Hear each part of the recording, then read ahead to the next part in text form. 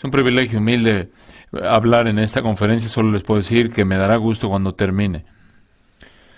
Una reflexión breve. La última vez que estuve aquí, estaba viajando John en Tennessee hace unas semanas atrás y algo sucedió de una manera interesante que probablemente fue la experiencia más crítica en mi experiencia de predicación. Y lo que pasó es que fue algo así como que se aventó en panzazo, por así decirlo, y yo tenía que llegar aquí con temor y temblor porque, de hecho, yo no oigo, estoy sordo en el oído derecho y es difícil cuando hay mucho sonido. Normalmente lo que pasa en el sermón, bueno, había terminado de predicar y estaba guiando la mesa del Señor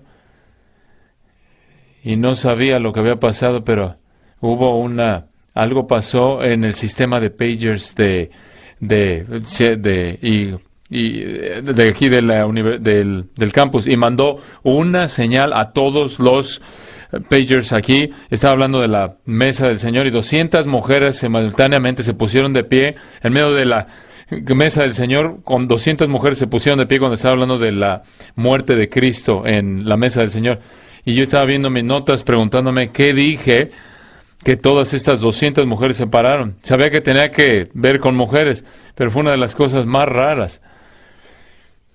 Si van a irse, por favor, váyanse poco a poco, no al mismo tiempo. Es muy útil para mí. Si son tan amables de tomar su copia de la palabra de Dios y abrirla en la segunda carta de Pablo a los Corintios, capítulo 11, segundo de Corintios, capítulo 11. Al pasar ahí, quiero comentarles de una breve experiencia que disfruté con un amigo hace 2 años atrás. Estaba viajando en Escocia y una de mis metas al estar en Escocia quería visitar algunos de los lugares donde había estado Juan Knox. Juan Knox es uno de mis de mis héroes de la historia de la iglesia. Juan Knox, hace 400 años atrás, sacudió a Escocia, no solo con el poder del Evangelio, al predicar su exclusividad en un contexto católico bajo una corona católica. Cuando ves la vida de Juan Knox, ciertamente puedes caracterizarlo por muchas cosas, pero si lo reduces a una palabra, nos deja, más que cualquier otra cosa, el legado de la valentía, de ser un predicador valiente. Se decía de él que no temía a nadie, absolutamente a nadie, absolutamente a nadie. Cuando estaba debatiendo a María, la reina de los escoceses, acerca de la impotencia del camino de salvación católico, se le dijo que sus palabras eran descorteses e irrespetuosas para la joven reina, a lo cual él simplemente respondió: no es más privilegio de los ricos y poderosos que de la gente común ofender a la majestad de Dios. Ella irrumpió en llanto y salió corriendo del recinto, y los guardianes de María le mandaron a Knox que dejara de molestarla con el evangelio protestante, y él respondió: no puedo dejar que las lágrimas de mi dama honorable supriman la voz de mi conciencia o me silencien o me hagan guardar silencio para el mal de mi nación. María estaba profundamente consciente de las oraciones imprecatorias, porque Knox estaba orando de manera imprecatoria, pidiéndole a Dios porque Dios maldijera la religión falsa y sus promotores. Ella le confesó a un amigo diciendo, esto es la reina: yo le temo estas oraciones más que a todos los ejércitos armados de Europa. En su funeral, Earl Morton, al final del servicio, apuntando con su dedo a la tumba de Knox, simplemente dijo esto: ahí yace un hombre quien nunca temió el rostro de hombre alguno. Hace 2 veranos atrás, como lo mencioné hace un momento, visité la tumba de Knox y me dijeron dónde estaba, me habían dado la historia y demás. De hecho, está abajo de un estacionamiento pavimentado en el cajón número 23, y únicamente está marcado con un simple mosaico dorado sin inscripción. Y la gente ahí en Escocia no sabe lo que ha pasado con el Evangelio. Pero la valentía de Knox es, yo diría, un eco distante del apóstol Pablo, quien en mi opinión fue el cristiano más valiente que jamás vivió. Él proclamó el Evangelio en sinagogas hostiles, predicó en áreas comerciales gentiles. Él debatió en el Areópago de Atenas. Él evangelizó ante el concilio de Jerusalén, intimidante, que había asesinado a Jesús. Él había sido golpeado en Listra tanto que casi muere. Él, ante Agripa y Félix, ya hasta le predicó a guardianes romanos mientras estaba en la cárcel siendo detenido a punta de espada. En Hechos 20, él le había dicho a los ancianos efesios en su reunión en Mileto que el Espíritu Santo había prometido que él iba a sufrir cadenas y iba a sufrir dolor en todo lugar al que iba a ir. Me encanta lo que pasó ahí en Jasón. Le dicen en Hechos 17, preguntando, ¿dónde está este hombre que está trastornando el mundo? Y su falta de temor le costó, y le costó mucho. Vean lo que sucede ahí en 2 Corintios 11, versículo 23. 2 Corintios 11, 23, habla de sus sufrimientos en trabajos más abundantes, en azotes sin número, en cárceles más, en peligros de muerte, muchas veces. A ver si alguno de nuestros ministerios escucha como esto. De los judíos, 5 veces he recibido 40 azotes menos 1. 3 veces he sido azotado con varas. 1 vez apedreado. 3 veces he padecido naufragio. 1 noche y 1 día he estado como náufrago en alta mar. En caminos muchas veces, en peligros de ríos, peligros de ladrones, peligros de los de mi nación, peligros de los gentiles, peligros en la ciudad, peligros en el desierto, peligros en el mar, peligros entre falsos hermanos. En trabajo y fatiga, en muchos desvelos, en hambre y sed, en muchos ayunos, en frío y en desnudez, y además de otras cosas, lo que sobre mí se agolpa cada día, la preocupación por todas las iglesias. Como sabemos, la valentía de Pablo eventualmente sería sellada con la sangre de un mártir por Nerón. Si piensan en esto por un momento, cuando Pablo nació, el Imperio Romano estaba inmerso en un paganismo sin esperanza. Pero para cuando él murió, el mundo había sido sacudido por la predicación de Cristo, mediante el apóstol Pablo. Él era un hombre que no temía a nadie. Él era valiente. Él era un hombre a quien seguir, que podía predicar en cualquier lugar a cualquier persona acerca del Salvador. Lo que me es asombroso en lo personal es que este valiente cristiano, este hombre sin temor, encontramos expresándolo temor en el capítulo 11 de 2 de Corintios 11, 2 de Corintios 11, versículo 3, diciendo, pero temo. En este punto tenemos que detenernos y preguntar, este es un hombre que había sido golpeado, que había sufrido, que había sido perseguido, que había sido flagelado. No temía a ningún hombre, pero lo que hacía que Pablo temiera, procede a decir 2 de Corintios 11:3, pero como la serpiente con su astucia engañó a Eva, vuestros sentidos o vuestras mentes sean de alguna manera extraviados de la sincera fidelidad a Cristo. ¿Por qué? ¿Qué era lo que temía este apóstol sin temor, este teólogo feroz? Él temía que su rebaño fuera engañado por apóstoles falsos y fueran alejados de Cristo. Él tenía mucho miedo en este contexto. Y realmente es refrescante y alentador que Pablo no era hipercalvinista.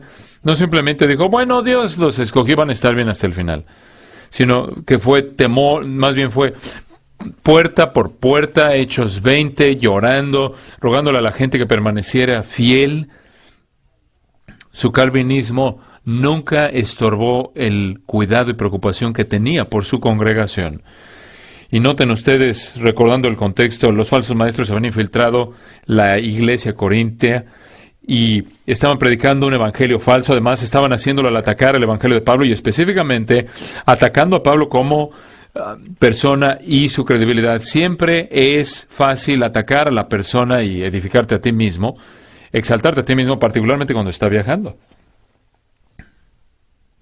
Pero en el capítulo 11 Pablo nos dice que estaban tratando de congregar a discípulos tras sí mismos. Tenían celos de Pablo y en el capítulo 11 él se involucra en lo que los eruditos llaman el discurso completo. Él tiene que defenderse. Después de decirnos, en esencia, durante 10 capítulos, no necesito defenderme a mí mismo, finalmente lo llama insensatez y dijo, bueno, permítanme darles mis credenciales apostólicas, pero antes de presentarlas, él expresa su preocupación pastoral por su alma, diciéndoles que él tiene miedo de que vayan a desviarse de Cristo. Capítulo 11 es la culminación de su defensa, como también su corazón, su sentir de sus aspiraciones ministeriales. Es asombrosa ver las advertencias de las Escrituras que nos advierten acerca de peligros espirituales, como cristos falsos, apóstoles cristos, profetas falsos, evangelistas falsos, maestros falsos, pastores, ancianos y hermanos falsos. Y si apilas todo esto, hay mucho por qué temer. Al pensar en las almas de nuestras congregaciones, porque sean afectadas negativamente en su devoción al Señor. Ya al llegar aquí en este punto en el libro de 2 de Corintios, Pablo tiene que dirigirse a estos falsos maestros y profesantes falsos, estos apóstoles falsos, que se habían infiltrado y habían entrado ahí al istmo Peloponeso de Corinto, en Corinto. Lo que es interesante es que en este pasaje, Pablo está preocupado no por su conducta, tampoco está preocupado por el hecho de que no están actuando de una manera no santa. No hay malentendido alguno acerca del Evangelio, sino lo que le preocupa aquí es su enfoque, en dónde está su atención, qué es lo que llama su atención. Puedes ver el versículo 4 y entender que los convertidos de Pablo están siendo desviados por aquellos que predican otro Jesús, que están sustituyendo otro espíritu, otro Jesús, otro evangelio. Es probable que su evangelio carece de sangre. Todo tiene que ver con la gloria de Cristo y el tiempo en el cual Él va a aplastar la corona romana y solo concentrarse en todo menos lo primordial. Y por eso Pablo está hablando de Cristo el Mesías, el objeto de la insensatez de Dios, la noción ridícula de que Dios salvaría a su novia amada al matar a su hijo. Mucha sangre había en la predicación de Pablo. Pero si ven esto más de cerca en 2 de Corintios 11:3, realmente vemos la teología de Pablo en despliegue total. No era teórico, no era clínico, no era estéril, era práctica y su teología era pastoral. Y al ver simplemente este versículo, vamos a examinar 3 aplicaciones de teología pastoral. 3 aplicaciones de teología pastoral. La primera aplicación está en la primera frase del versículo 3 y es una eclesiología temerosa. Una eclesiología temerosa. Pablo dice, pero temo. Ahora, para entender esto, tienes que entender el contexto del versículo 2. Noten el versículo 2 por un momento. Él dice, porque os celo con celo de Dios, pues os he desposado con un solo esposo. No a un esposo, no con uno potencial, sino con un solo esposo. Es un numeral en el griego, el número 1. Noten, aquí está el esposo, para presentaros como una virgen pura a Cristo. Una virgen pura. Aquí tenemos el retrato de un padre con una hija comprometida. Su prioridad como padre era mantener la santidad y pureza de su hija hasta el día que se casara. Pablo entendía que se veía a sí mismo como el padre espiritual de los corintios, y no en manera alguna ellos se desviarían de esto, sino que él, como padre espiritual, quería protegerlos para que finalmente llegaran a entregar la mano, esto es, Pablo trajera la mano de los corintios y la de Dios y se quitara de ahí para que pudieran tener una relación pura con el Salvador. Él no quería tener parte alguna de competir con Cristo. Esto es competir por los afectos de los corintios entre él y Cristo. Y esto es sorprendente. En medio de los debates con los apóstoles falsos, él no lo vemos aquí diciendo, podríamos esperar que él dijera, yo soy el que les di el Evangelio, ustedes deben ser leales a mí. Él dice, no, No, no, no, ustedes han sido engañados por falsos maestros y se han rendido a ellos. No quiero que se rindan a ellos, y al rendirse ellos van a desviarse no de mí, sino de Cristo. Pablo dice, os celo con un celo de Dios. No era el celo egoísta que entendemos en nuestra carne. Pablo no tenía el celo de un marido, de un prometido, sino de alguien que estaba protegiendo un tesoro para alguien más.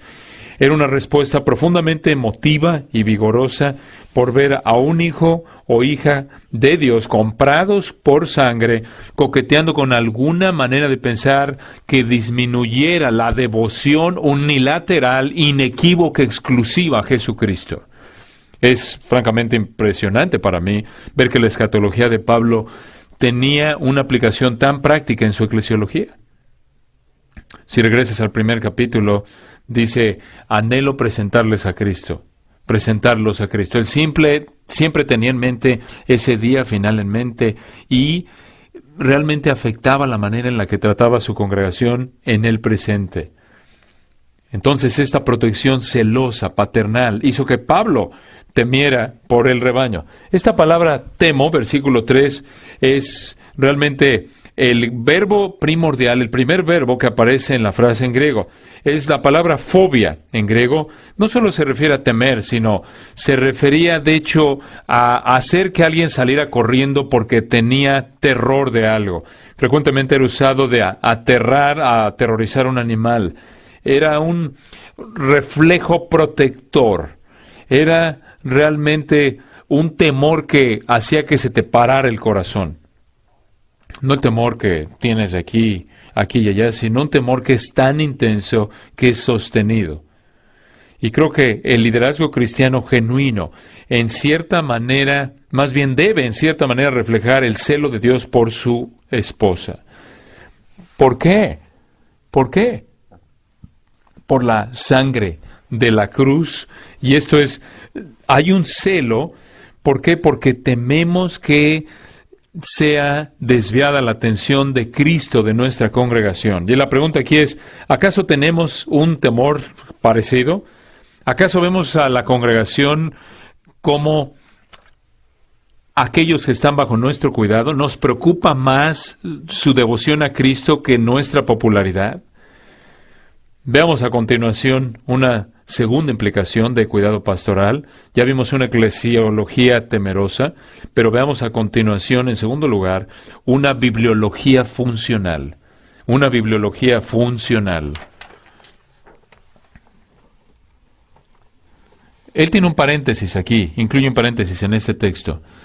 Pero temo que como la serpiente con su astucia engañó a Eva. Pablo ahora regresa a una ilustración épica que opera en dos dimensiones. Ilustra el punto que está presentando aquí, pero también nos instruye en cómo, de manera pura y estratégica, ilustrar la verdad bíblica. No pierdan de vista, amigos míos, no pierdan de vista el hecho de que Pablo, de manera total, creía, sin lugar a dudas, en la narración de la creación. No solo la narración de la creación, sino que él creía en una serpiente que hablaba. Esto no era mitología, lo veía como algo verificable por los ojos de la fe, lo veía como un hecho. Aquí no hay chiste, aquí no hay ironía. Noten ustedes, como la serpiente con su astucia engañó a Eva al hablar con ella, lo tomó él como un hecho absolutamente histórico. Tengo yo confianza plena de que Pablo nunca vio una serpiente que hablara. Había sido mordido por una, pero creo que nunca habló con ella. No era demasiado fantástico para él. Él no necesitó aplicar hermenéutica del siglo XVIII, hermenéutica alemana del siglo XVIII, para interpretarla como algo diferente de una serpiente hablando con una mujer. Noten que el centro de atención aquí es Eva, quien fue engañada. Cuando Eva cayó, nos dice Don Carson, no fue porque ella fue golpeada para que fuera una mujer que se sometiera pecaminosamente a un señor impío, sino porque ella fue engañada por astucia. 1 Timoteo 2:13 nos dice que fue engañada. Adán escogió pecar deliberadamente, pero Eva fue engañada, cuestionando a Dios y ofreciendo una mentira en el lugar de la verdad. Es el protocolo de Satanás. Satanás siempre está tratando de engañar a los creyentes para que ellos sigan una fe centrada en sí mismos que los distancia de Cristo. El problema es que el enemigo usa siempre nuestro lenguaje y su diccionario. Le encanta hablar de Jesús, le encanta hablar del Evangelio, le encanta hablar del Espíritu, pero en el versículo 4 tiene otro Jesús, otro Espíritu y otro Evangelio. Nuestro idioma, su diccionario. Es francamente liberalismo abierto, y esto es que usa simplemente contenido bíblico con ideología social. Este es realmente los mismos métodos de liberalismo que usan también hoy en día la iglesia emergente. La iglesia emergente realmente es liberalismo con ropa nueva, y les puedo decir que son ropa lavada nada más. Uno de los promotores primordiales de la iglesia emergente dijo lo siguiente, y cito: "La práctica de aplicar las Escrituras a nuestra vida no es la tradición cristiana establecida, sino más bien el producto de maneras de pensar más recientes de la iglesia. Nuestras maneras de pensar post-iluminación nos llevan a buscar respuestas más que más preguntas, buscar cosas que nos podamos llevar de manera inmediata en lugar de los procesos largos, buscar soluciones en lugar de ponderar el problema mismo. A lo largo del último siglo, nos hemos convertido en personas a lo largo del último siglo que creen en respuestas de aplicación. Tenemos poca paciencia para la ambigüedad y la incertidumbre. Como resultado, la pregunta de la iglesia de manera incremental se ha convertido en ¿qué es lo que la Biblia tiene que ver con mi vida el día de hoy? Esta pregunta se ha convertido en algo que ha afectado tanto que el éxito de una iglesia con frecuencia ha sido medido por la capacidad de un pastor de responder esa pregunta.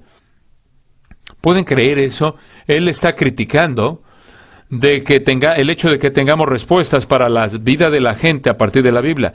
Él dice es mejor que les des preguntas y salgan de la congregación turbados. Y él continúa diciendo, esto es asombroso, ¿acaso no deberíamos encontrar un lugar más integrado y honorable para el testimonio de nuestra congregación? Este testimonio ciertamente puede pasar más allá de nuestras historias de conversión simples que se han convertido en algo trivial y abusado en algunas tradiciones. Este testimonio puede y debe ser ofrecido como narrativas o en narrativas tan complicadas como la Biblia misma. Y después escuchen esto. Los testimonios pueden y deben ser escuchados con el mismo sentido de respeto y reverencia como la Biblia misma. Amigos míos, este es otro evangelio, este es otro espíritu, ese es otro Jesús, tomando nuestro lenguaje, vestido o definido con definiciones engañosas, falsas. Satanás envuelve siempre sus estrategias con sutilezas. De hecho, esa es una buena traducción de esta palabra astucia, panourgia. Sus maneras de operar nunca son obvias para los ingenuos. Esta es la razón por la cual le damos a nuestras congregaciones un radar bíblico para identificar sus estrategias. Pero vayamos por un momento a Génesis 3 para entender el impacto pleno de las palabras de Pablo aquí. Génesis 3, versículo 1, ustedes conocen bien la historia. Pero la serpiente era astuta, de donde obtuvo Pablo esta ilustración, pero la serpiente era astuta más que todos los animales del campo que Jehová Dios había hecho, la cual dijo a la mujer, ¿con que Dios os ha dicho, no comáis de todo árbol del huerto? Y la mujer respondió a la serpiente.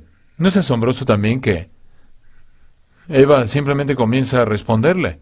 No le preocupa, no hay página, nota a pie de página, abre una serpiente y le contesta. Y la mujer respondió a la serpiente, del fruto de los árboles del huerto podemos comer, pero del fruto del árbol que está en medio del huerto, dijo Dios, no comeréis de él, ni le tocaréis, para que no muráis. Entonces la serpiente dijo a la mujer, no moriréis, sino que sabe Dios que el día que comáis de él, serán abiertos vuestros ojos, y seréis como Dios, sabiendo el bien y el mal. Y vio la mujer que el árbol era bueno para comer, y que era agradable a los ojos, y árbol codiciable para alcanzar la sabiduría, y tomó, no, esto es, ya había sido engañada, y tomó de su fruto y comió. Noten la siguiente frase, y dio también a su marido, noten, el cual comió así como ella. ¿Alguna vez se han preguntado dónde estaba Adán cuando ella estaba hablando con la serpiente? Estaba a su lado. El texto dice que estaba con ella. Él no la detuvo. Adán escogió deliberadamente. Por eso Romanos 5 dice que en Adán todos caemos. Eva cayó primero, pero fue engañada, como nos dice Timoteo.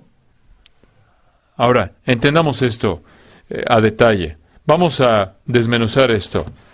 Y noten aquí, encontramos características distintivas de Satanás. Él se disfraza. Satanás nunca viene como Satanás. Él vino como una parte hermosa de la creación de Dios.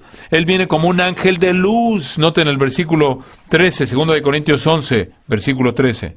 Porque estos son falsos apóstoles, obreros fraudulentos, que se disfrazan como apóstoles de Cristo. Noten, vienen disfrazados. Y no es maravilla, porque el mismo Satanás se disfraza como ángel de luz.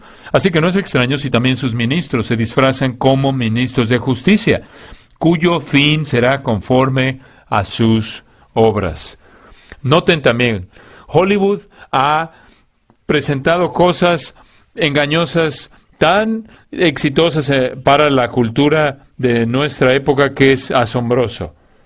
Noten ustedes, Satanás no tiene deseo alguno de que te lo temas. Hollywood lo presenta como alguien a quien temer, sino que, noten ustedes, él se engaña, él se disfraza, él quiere ser abrazado como alguien que está adentro de los límites percibidos del cristianismo como un ángel de luz. ¡Qué disfraz tan inteligente!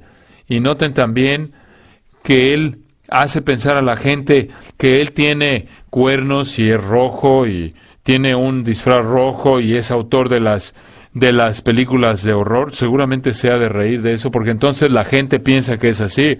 No piensan que es la persona, el hombre en nuestra iglesia que viene y que pretende ser cristiano y que busca destrozar a la iglesia. Él no solo se disfraza, sino también él engaña. Él es el padre de mentira, Juan 8:44. Él siempre dice verdades a medias. Él no dice mentiras totalmente abiertas, sino que, porque de otra manera serán identificadas, sino que son verdades a medias para que puedan para poder infiltrar el error, y lo hace por omisión o edición. Esto es, omite o edita la verdad para que se convierta en una verdad a medias, que en realidad es una mentira. Y de esta manera sea él aceptado dentro de la iglesia. Él distorsiona, él distrae haciendo que la atención se coloca en la persona más que en Cristo. Él también distorsiona, él es un eisegeta maestro. Su ataque primordial se concentra su atención en usar la palabra de Dios de una manera distorsionada, fuera de contexto, incompleta, aumentando o quitando lo que dice. Noten ustedes, es como la gente que dice, yo sé que la Biblia dice esta, pero, o la Biblia dice esto, y, cuidado del pero, y, el y. Él es un maestro en esto. Él preferiría que pensáramos que viéramos el cristianismo como modificación de conducta o rescate psicológico o satisfacción personal o algún tipo de relación, más bien pensar en cosas que no son la realidad. Modificación de conducta o rescate psicológico o satisfacción personal en lugar de una relación con un Mesías crucificado, quien murió una muerte sustitutiva por pecadores, y de esta manera darnos otro evangelio. Recuerdan ustedes que Pablo le dijo a los Gálatas, en Gálatas 3:1, diciéndole, oh Gálatas insensatos, ¿quién os fascinó para no obedecer a la verdad, a vosotros ante cuyos ojos Jesucristo fue ya presentado claramente entre vosotros como crucificado? Romanos 16, versículo 17, sus apetitos con palabras lisonjeras, de engañando a los ingenuos. Romanos 16, 18. Noten ustedes, pero el Dios de paz, versículo 20, aplastará en breve a Satanás bajo vuestros pies. La ambición suprema de Satanás es prevenir que Jesús tenga la supremacía en el corazón humano. Y él va a hacer lo que pueda porque la gente se concentre en cualquier otra cosa o persona que no sea Jesús. Y creo que una de las maneras en la que lo hace es bifurcando o dividiendo a la Trinidad. Con frecuencia pensamos en el Antiguo Testamento como el Dios el Padre, y el Nuevo Testamento es Dios el Hijo. Jesús tiene su testamento, y el pobre Espíritu Santo está ahí mezclado, pero nunca recibió un testamento. Pero escuchen, caballeros, el Dios del Antiguo Testamento es Jesús. Él es el Dios encarnado. Lo encuentras en la cuarta palabra de la Biblia. En el principio Jesucristo creció los cielos y la tierra. ¿Cómo lo sabes? Porque Colosenses dice que Él creó los cielos y la tierra. Él no está separado del Dios del Antiguo Testamento. Él es el Dios del Antiguo Testamento. Es muy fácil pensar en ese Dios enojado del Antiguo Testamento y ese Salvador amoroso del Nuevo Testamento. Jesús es Dios, no una parte de Dios. Jesús es Dios. Y si no lo es, de acuerdo a 1 Corintios 15, entonces todos estamos maldecidos, condenados. Tenemos que tener una bibliología funcional, la capacidad de tomar la Biblia y usarla de una manera en la cual la ilustramos con la palabra de Dios. Permíteme hacerte esta pregunta. ¿Acaso tú eres el experto en el uso de la Biblia en tu iglesia? Caballero, no tenemos excusa alguna, justificación alguna, sino ser los expertos en el uso de la Biblia en nuestra congregación. Se puede acercar un joven de secundario un joven de secundaria de tu iglesia este domingo y te puede preguntar, oye, en Segunda de Reyes 6, ¿de qué trata ese incidente de Elías y Eliseo que flota ahí el hacha en el agua? Bueno, en ese momento sabes de qué está hablando. Tenemos que tener una bibliología funcional que opera en toda dimensión de nuestro ministerio, no solo en las dimensiones de nuestra predicación. Es fácil usar la Biblia cuando predicas. Es difícil usar la Biblia cuando pastoreas.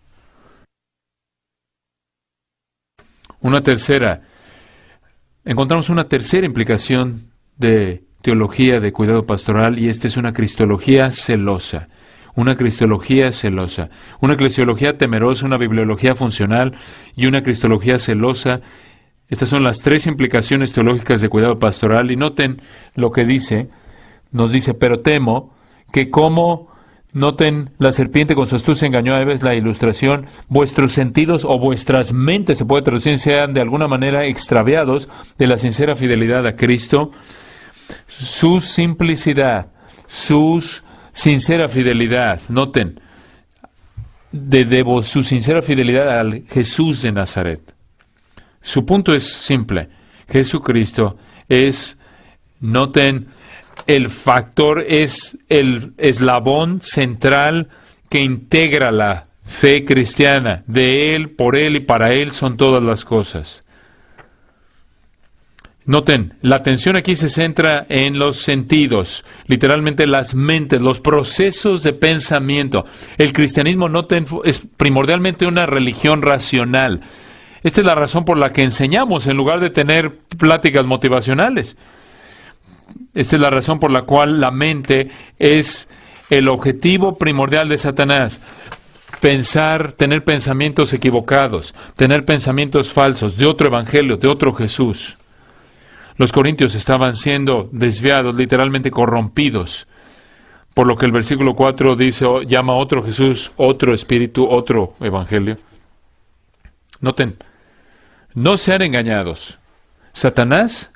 A Satanás le encanta el nombre de Jesús, porque él puede falsificarlo. Él le va a dar a tu iglesia, miren, escuchen, es así, no llega a tu iglesia, obviamente no llega a tu iglesia y te dice, mira, yo soy el diablo, sígueme y te vas a ir al infierno. No, él te dice, mira, esta es una nueva manera de pensar de Jesús, esta es una manera fresca de ver el camino de Jesús, tu experiencia con Jesús, encontrar tu historia personal con Jesús.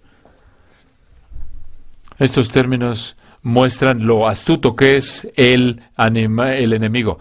Noten, él puede ser otro Jesús, otro espíritu. Noten, tiene diferentes dimensiones. Satanás no duerme tampoco. Sus demonios tienen miles de años de experiencia observando a la gente cómo responde a diferentes maneras de engañar y se ha convertido en un experto. Estoy convencido de que es un experto en ti y en mí. Él sabe exactamente en dónde nos desviamos, cuáles son nuestras debilidades y en qué punto nuestra atención se desvía de la faz de Cristo. El ministerio, el liderazgo, programas, actividades, edificios y asistencia. Simplicidad, noten, es devoción total, sin distracción. Pureza es simplemente pureza. 1 Corintios 16:22. Si alguno no ama al Señor, es maldito, sea anatema. Piensen de quién estamos hablando. Esto es asombroso. Estos son creyentes de primera generación. J.C. Ryle escribe: ¿quién hubiera pensado que bajo los ojos mismos de los discípulos escogidos por Cristo, mientras la sangre del Calvario difícilmente se había secado, mientras la época de los milagros aún no había terminado, quién hubiera pensado que en una época como esta había peligro alguno de que los cristianos dejaran la fe? Pero estaban desviándose. Y Pablo nos da una idea, nos da un principio que nos ayuda a ver de dónde se desvía. No es de un sistema, no es de la iglesia, sino es desvío de Cristo.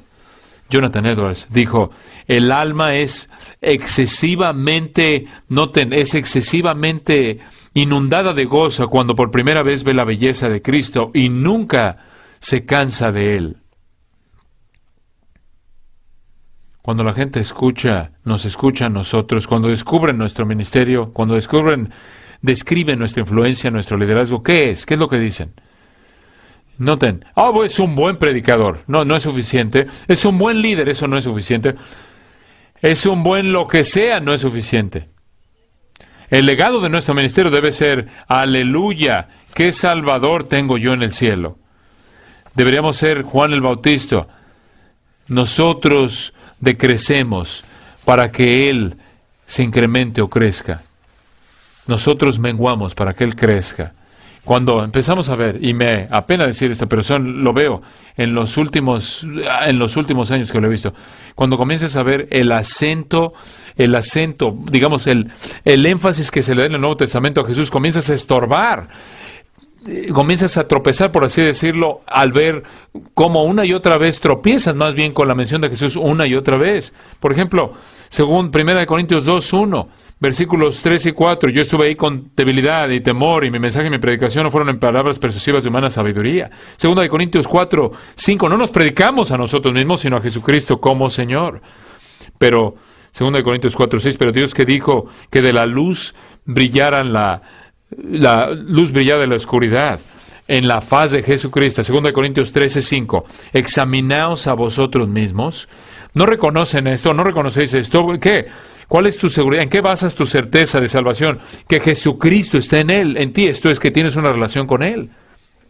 ¿Qué dijo Jesús? Muchos van a llegar al juicio y van a decir: Señor, hemos hecho mucho en tu nombre. Y Él dirá: apartaos de mí. ¿Por qué? Porque nunca nos conocimos, nunca te conocí. Yo era un medio para tus fines. Gálatas 2:20, con Cristo estoy juntamente crucificado. Ya no soy yo quien vive, sino Cristo quien vive en mí. Gálatas 4:19, Pablo dice: hijitos míos, por quienes sufro otra vez dolores de parto, copiao, por quien trabajo. ¿Por qué estás exhausto, Pablo? Porque trabajo hasta que Cristo sea formado en vosotros. No hasta que actúes mejor, no hasta que se arrepienten mejor, sino hasta que Cristo sea formado en ustedes. Filipenses 1:21, porque para mí el vivir es Cristo y morir es ganancia. Noten cómo se dan cuenta de que ni en el griego ni en el español esto tiene un verbo. ¿Por qué? Necesita algo, porque para mí el vivir es... Pues si yo digo, ¿por qué para mí el vivir es Kim, mi esposa? Necesito un verbo ahí. porque necesita un verbo, porque para mí el vivir es adorar, amar o servir a Cristo. No, no, no. Él dice, porque para mí el vivir es simplemente Cristo. No hay otra manera de explicarlo. Él es el orden compulsivo, obsesivo en mi vida. Filipenses 3.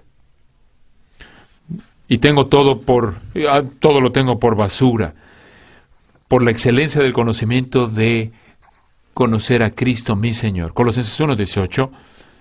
Con frecuencia perdemos de vista lo que dice Colosenses 1:18. Él es la cabeza de la iglesia, el principio, el primogénito de los muertos, para que Él pueda ser preeminente ¿en qué? En todo. Pero también traducimos esto por encima de todo. Tenemos que enseñarle a nuestra congregación a Jesús. Hay una herejía sutil a quien que le gustaría usar a Satanás, y esta es que Jesús quiere tener el primer lugar sobre todo. Está mal. No es la primera prioridad. No es la primera prioridad. No es Jesús primero, después familia, después hijos, después recreación. No es el primero sobre cualquier otra cosa. Esa no es la preposición. Para que tenga lugar, ¿qué? En todo.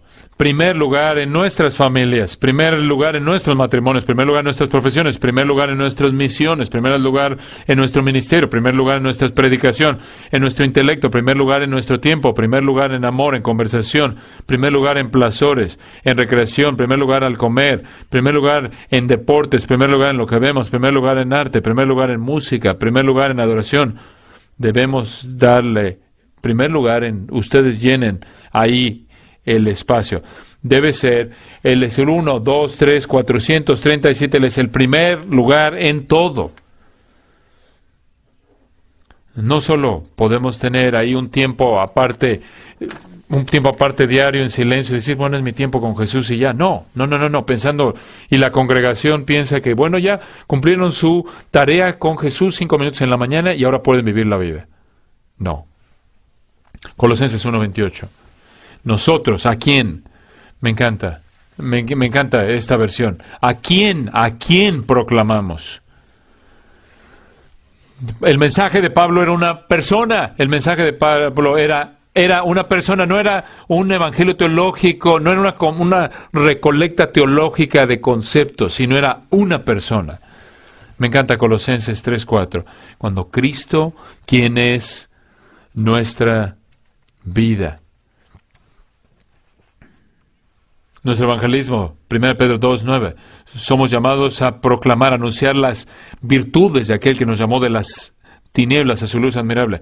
Aquí hay un gran seminario maravilloso hay un seminario maravilloso de evangelismo. Aquí está un maravilloso seminario de evangelismo de Pedro, a quien anunciamos las virtudes de Cristo, quien nos redimió.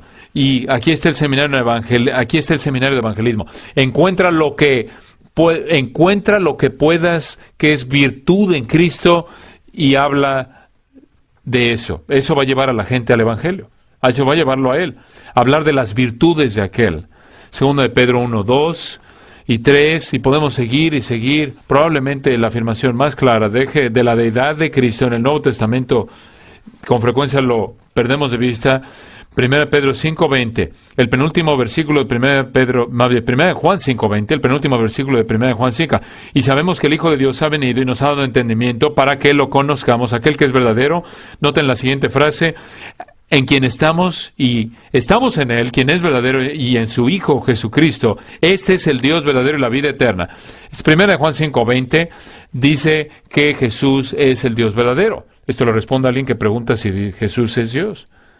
Él es tan sabio, es tan inteligente. Él conoce tan bien nuestra vida. Él vio a lo largo de la historia y dijo, yo soy lo que vas a olvidar. Yo soy a quien vas a olvidar. Entonces, Él dice, necesito que me recuerdes. Voy a establecer esta ceremonia de recordatorio. Y cada vez que vamos a la mesa del Señor, cada vez que participamos de la comunión, por favor subraya esto con tu congregación. Porque cada vez que haces esto, que lo haces en memoria de mí. ¿Y por qué Jesús nos dio esa ordenanza si no reconociera que lo olvidaríamos? La comunión debe traernos de regreso para estar en línea con el centro de atención de nuestra fe. Es Jesús, es Cristo, es Jesús. Debemos ser un disco rayado de Jesús.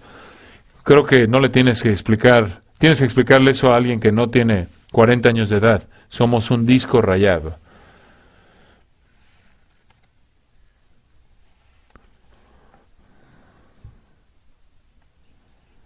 Jesús cambia todo. Él cambia todo. Nuestra preocupación primordial pastoral es que nuestras ovejas estén totalmente concentradas en la persona de Jesucristo y que nunca piensen en el cristianismo como algún tipo de club social para el mundo, algún tipo de modificación de conducta. Y la clave es generar conciencia. Podemos vernos motivados a ver la cruz diferente, porque no solo como el medio de salvación, sino nuestros corazones van a verse sacudidos con la maravilla, noten, de que Dios personalmente se involucró a favor de pecadores. Y realmente a veces sistematizamos la presentación del Evangelio y debemos hacerlo, está bien, pero con frecuencia olvidamos a Jesús. Y debemos recordar que el centro de atención es Él. Un versículo realmente hizo que mi entendimiento girara de la eternidad. Realmente hizo que mi entendimiento ese es uno de esos versículos que has leído y los has leído muchas veces, pero después lo lees de una manera fresca y simplemente dices, oye, ¿quién puso eso en la Biblia?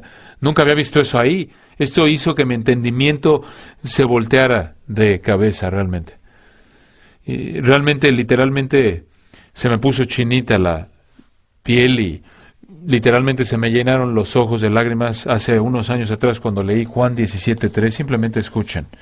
Y aquí está el Señor mismo hablando. Esta es la vida eterna. Escuchen, aquí está a punto de definir Cristo la vida eterna. Esta es la vida eterna. Quiero saber qué va a decir. Y esta es la vida eterna. Que te conozcan a ti, el único Dios verdadero, y a Jesucristo, a quien has enviado. La vida eterna no es vivir para siempre después de morir. La vida eterna es una relación con un Salvador vivo, resucitado, quien está intercediendo por aquellos por quienes murió. No reemplacemos a Cristo con cristología. John Owen, el Dr. Owen. Cristo es el camino. Los hombres sin Él son caínes, vagabundos. Él es la verdad. Los hombres sin ellos son mentirosos, como el diablo. Él es la vida. Los hombres sin Él están muertos en delitos y pecados. Él es la luz. Los hombres sin Él están en oscuridad y no saben a dónde van. Él es la vid. Los hombres que no están en Él son los pámpanos muertos preparados para el fuego. Él es la roca. Los hombres no edificados sobre Él son llevados por el diluvio de agua. Él es el alfa y el omega, el primero y el último, el autor y el consumador y perfeccionador de nuestra salvación. El que no lo tiene a Él no tiene ni el principio ni de bien, ni tendrá el fin de la miseria. Me encuentra después esta frase: oh bendito Jesús, cuánto mejor sería no estar sin ti. 1000 infiernos pueden quedar cortos de esto, pero eternamente querrían a Jesús. 1000 infiernos quedarán cortos de esto. Esto es de querer eternamente a Jesucristo. Todos entendemos, probablemente hemos predicado Apocalipsis 2 y 3 y las 7 cartas a las iglesias. Comienza con una carta a los Efesios, muy aplicable a lo que estamos viendo esta mañana en 2 de Corintios. Jesús tenía algo en contra de los efesios. Habían dejado su primer amor. Todos nosotros, sin duda alguna, concluiríamos que ese primer amor es Jesús. Pero aquí hay una pregunta. ¿Cómo sucedió esto? 30 años antes de eso, Pablo había entregado las riendas del pastorado de Éfeso a Timoteo. Pablo fue su fundador, fue su discipulador, por 3 años fue su pastor y después Timoteo fue su pastor. 30 años después, ¿han dejado su primer amor? ¿Qué pasó? Hechos 20 nos dice. Hechos 20, versículo 28, Pablo en Mileto, en esa parada inesperada que tuvo ahí, y tiene esta maravillosa experiencia en la que los ancianos efesios lo escuchan ahí y corren por más de 30 kilómetros para encontrarse con Pablo. Lo abrazan, lo besan al final de este tiempo, sabiendo que Pablo les había dicho que ya no me van a volver a ver. Una de las últimas cosas que les dijo fue la siguiente a los efesios, ancianos efesios, Hechos 20, 28. Por tanto, mirad por vosotros y por todo el rebaño que el Espíritu Santo os ha puesto por obispos, para apacentar la iglesia del Señor, la cual Él ganó por su propia sangre. Porque yo sé que después de mi partida entrarán en medio de vosotros lobos rapaces, que no perdonarán al rebaño.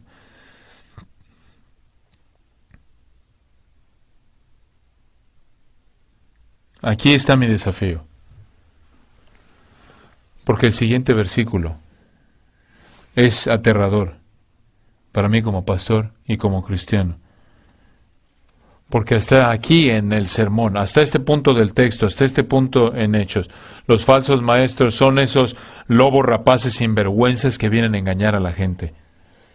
Pablo nos advierte en contra de ellos. Advirtió a los ancianos efesios en contra de ellos. Pero no pierdan de vista esto. Y de vosotros mismos se levantarán hombres que hablen cosas perversas para arrastrar tras sí a los discípulos. Para arrastrar tras sí a los discípulos. Tras sí, tras ellos. Esto es tan fácil ser los Benny Hinns. ¿Qué sucedió? ¿Qué pasó que los efesios, qué fue lo que pasó que los efesios, qué fue lo que causó que los efesios perdieran su primer amor? Claro, hubo gente la gente empezó a entrar por fuera, sí, pero ¿qué fue lo que pasó? Ustedes empezaron a buscar seguidores de ustedes mismos. A menos de que nosotros como líderes espirituales estemos buscando que la gente siga a Cristo, corremos el peligro de que nos convertamos en ladrones de la gloria de Dios, construyendo ministerios en nuestras iglesias en torno a nuestros dones, predicación, personalidades, talentos, inteligencia, popularidad, nuestros nombres, en lugar de construirlos en torno a Jesús. No seamos tan prontos en advertir en contra de falsos maestros antes de escudriñar nuestro propio corazón para asegurarnos de que no hay algo que esté distorsionando, engañando, cualquier cosa que esté desviando el afecto, la devoción de nuestra congregación, de nuestro Salvador y dirigiéndola a nosotros mismos. Oremos juntos.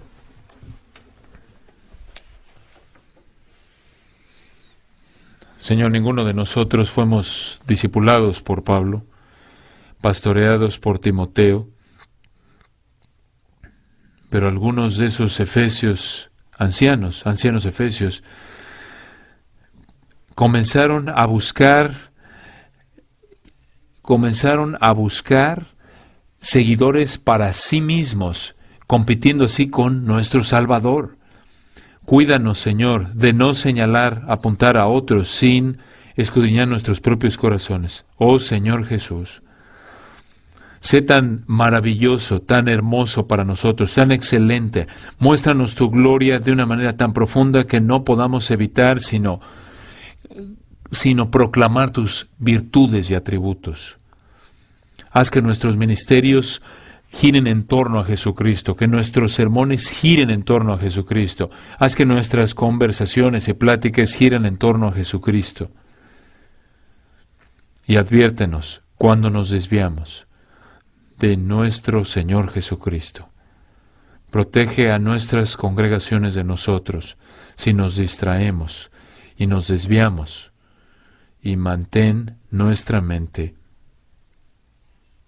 racionalmente apegadas a la verdad del Evangelio y la verdad de tu Hijo, para que Jesucristo, cuya alabanza merece y la devoción a Él sea totalmente, y todos y nuestra congregación diga, aleluya, qué Salvador eres tú. Oramos por esto, por el poder de nuestro Salvador. Amén.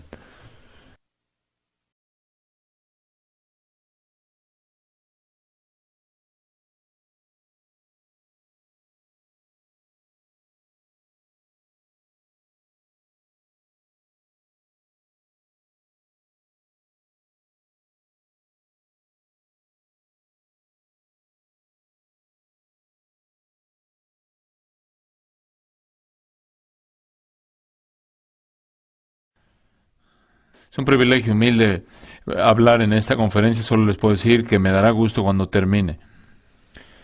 Una reflexión breve. La última vez que estuve aquí, estaba viajando John en Tennessee hace unas semanas atrás, y algo sucedió de una manera interesante que probablemente fue la experiencia más crítica en mi experiencia de predicación.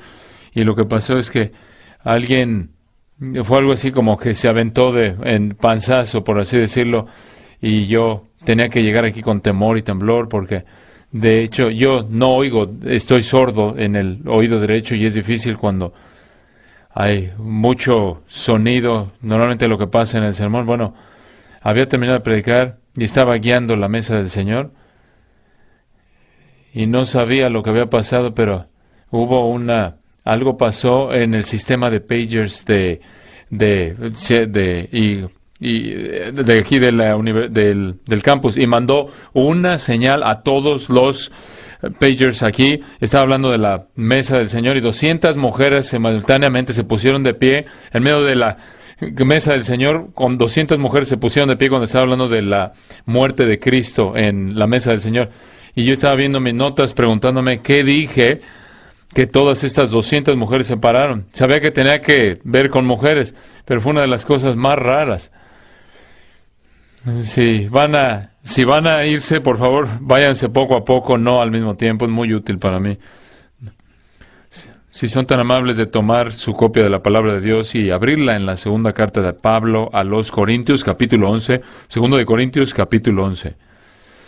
Al pasar ahí, quiero comentarles de una breve experiencia que le dicen en Hechos 17, preguntando, ¿dónde está este hombre que está trastornando el mundo? Y su falta de temor le costó, y le costó mucho. Vean lo que sucede ahí en 2 de Corintios 11, versículo 23. 2 de Corintios 11, 23, habla de sus sufrimientos en trabajos más abundantes, en azotes sin número, en cárceles más, en peligros de muerte, muchas veces. A ver si alguno de nuestros ministerios escucha como esto. De los judíos, 5 veces he recibido 40 azotes menos 1. 3 veces he sido azotado con varas. 1 vez apedreado. 3 veces he padecido naufragio. 1 noche y 1 día he estado como náufrago en alta mar. En caminos muchas veces. En peligros de ríos, peligros de ladrones, peligros de los de mi nación, peligros de los gentiles, peligros en la ciudad, peligros en el desierto, peligros en el mar, peligros entre falsos hermanos.